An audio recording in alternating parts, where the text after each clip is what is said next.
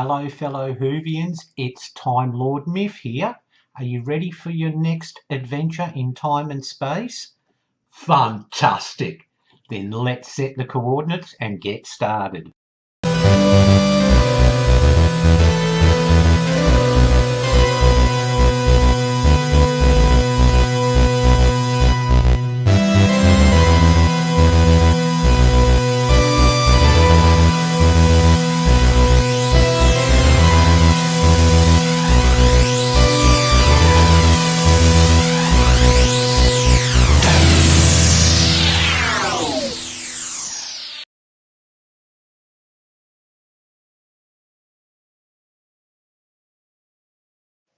Hello fellow Whovians, today we're taking a retrospective look back at one of the most important Doctor Who stories, and it's important for another number of reasons, because The Power of the Daleks was the first Patrick Troughton story. It was the first time that we'd seen someone else play the role of the Doctor, and it was also the first time that Patrick Troughton would face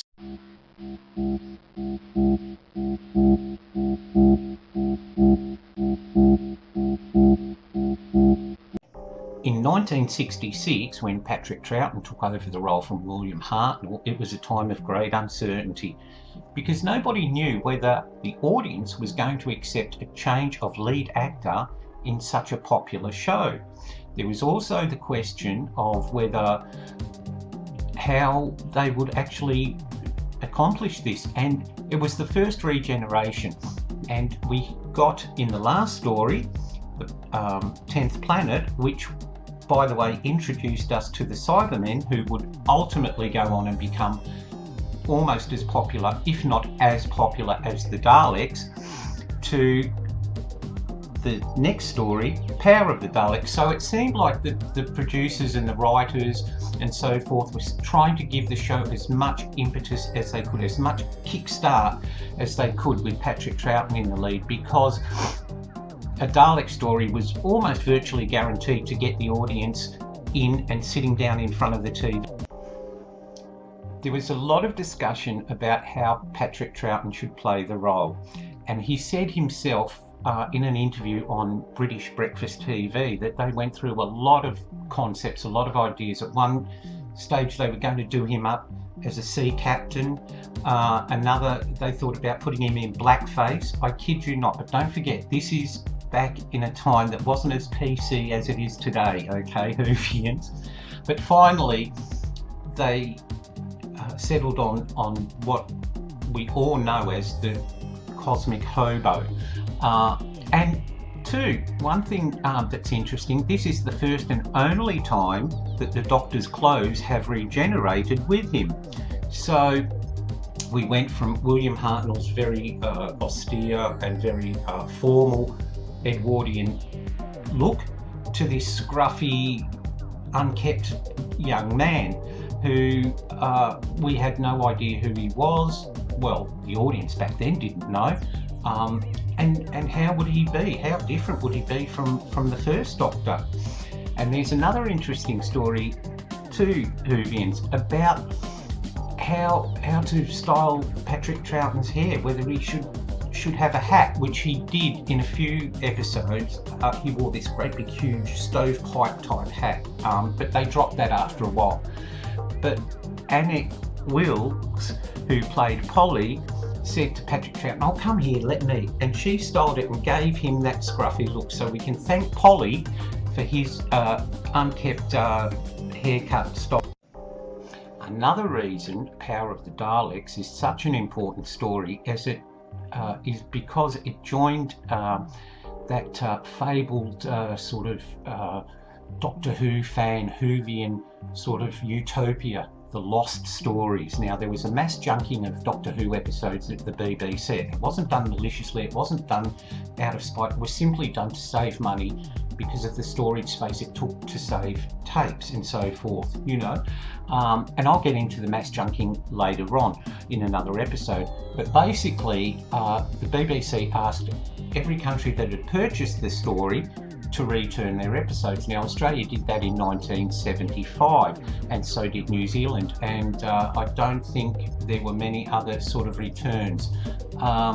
And how it works, Whovians, from my understanding, is that when the BBC sells a show to another network or another country, they indicate to the BBC how many repeats they'd like to buy, because they actually buy the repeats off the BBC. So we returned all our episodes, like good little Whovians that we were, but the rest never got shown again. Now, apart from a few clips that survived, that was it, until the BBC released an animated version of the story. Now, I don't actually have a copy of it to hold up to show you, Whovians, and that's because even though I've seen it, I've borrowed it from the library, and I do want to get my own copy. I'm torn with indecision. Should I buy the black and white copy and stay true to the black and white era, or should I buy the colour one just to see, you know, the animated Doctor in his colour? I still don't know. But that's the good thing about this. The release of it means that you get the choice whether you want to be true and buy the black and white episodes, or you can buy the colour, and you can also get it on Blu-ray. Fantastic! Now, the story opens with Ben and Polly running in to the TARDIS after the Doctor, William Hartnell, has stumbled in and regenerated into Patrick Troughton. And Ben looks down and says, "Who is this?" You know, and Polly says, that can't be the Doctor, or something along those effects. And they don't know that the Doctor is a Time Lord and can regenerate. We didn't find that out till the end of the Troughton era. So Ben is convinced this man has done something diabolical to William Hartnell. Polly's not so sure, you know, maybe it was woman's intuition or whatever, but when Ben holds up a mirror to say, "Look, if you're the Doctor, how come you look like this?" And there's a scene where he looks into the mirror, but he doesn't see his own face, he sees William Hartnell, and that was to indicate that he was still, you know, going through post-regenerative shock, and he couldn't imagine himself as someone different. Now, obviously he must have felt different, but to him, and he's sort of trying to get used to his new features. Now, from there we go to the TARDIS materialising on the planet Vulcan, where there's an Earth colony established, and the first thing they come across is the body of a man, and this man is actually an examiner from Earth who has come to basically answer a call about problems with the colony. There's a rebellion going on against the governor of the colony. There's all sorts of problems. So the Doctor automatically takes this dead man's badge and assumes the identity of the examiner. Now, I'm not going to get into the whole politics and intrigue of what was happening with the colony, because it's convoluted, and X was plotting against Y and that sort of thing. Our main interest here, Whovians, is the Daleks. And when the Doctor meets the scientist Leeson, who has been excavating, him and a team have been excavating under the surface, and they found a buried spaceship, and it contained dormant Daleks. Well, he's using power from the colony to revive the Daleks, and he's managed to do one, and the Dalek, when it first sees the Doctor, recognises him. I have to do a bit more research. I'm not sure whether it's because he's with Polly and Ben, and I have to check to see if there was a Doctor Who story featuring them. I'm not too sure about that, Whovians. But the Doctor instantly, even though he's going through post-regenerative shock, knows that's a Dalek and says, "You can't do this, they're the most evil creatures in the world." And he says, "Nonsense." Leeson said, "Nonsense, they're just robots, they'll make brilliant servants for us." But the Doctor knows better, and the Dalek doesn't do, well, it's had its weapon taken away. It doesn't do anything that's typically like a Dalek. It doesn't try and exterminate the Doctor. In fact, it's quite strange that it's, with Leeson, hasn't tried to kill any humans. So the Doctor's point of trying to warn them is sort of a bit moot.